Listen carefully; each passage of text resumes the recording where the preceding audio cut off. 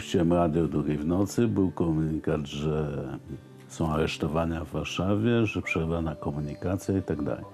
Więc jak wróciliśmy do domu, gdzie zresztą wtedy mieszkał u nas Serek Brunstein z siostrą Krysi, z Zosią Winawę, to im powiedzieliśmy, że taka i zaistniała sytuacja. Oni powiedzieli, że zadzwonią do Agencji Solidarności i się dowiedzieć, co słychać, ale się oczywiście nie dodzwonili.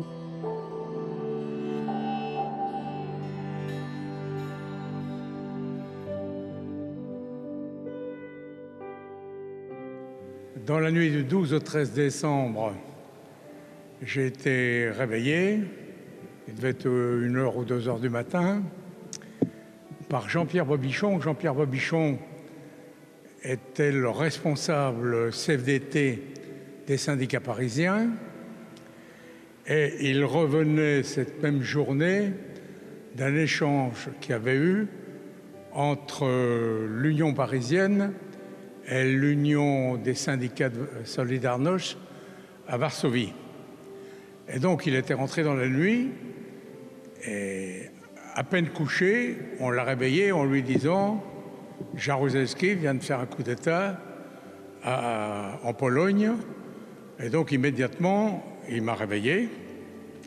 Moi, en chaîne, j'ai réveillé mon maire. J'ai réveillé aussi les camarades qui travaillent avec moi au secteur international.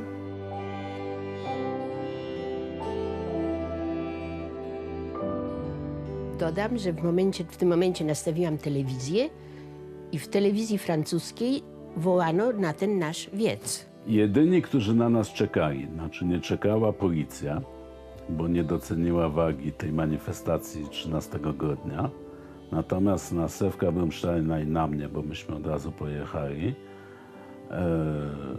czekały 3 osoby z Polski, które zaczęły nas przekonywać, że to jest wewnętrzna sprawa Polski.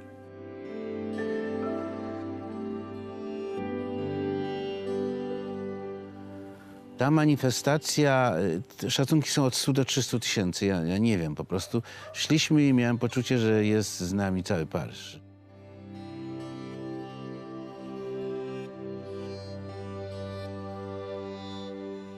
Dès le lendemain de la réunion des confédérations à notre siège, nous avons décrété une mobilisation, si l'on veut, une mobilisation générale, qui s'est faite dans les entreprises, d'abord. Des militants nombreux sont mobilisés dans les régions CFDT.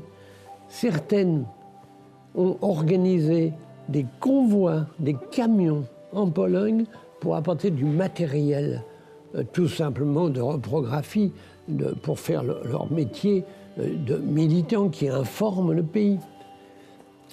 Des solidarités, des jumelages ont eu lieu entre régions CFDT et régions Solidarność. Nous avons, à Paris, à mon appel, réuni un grand nombre d'intellectuels très connus devant le siège de la CFDT. Michel Foucault, très connu, Jacques Le Goff, Pierre Bourdieu, Alain Touraine, Edgar Morin, et bien d'autres. Et j'en oublie, Jean-Marie Domenach et bien d'autres.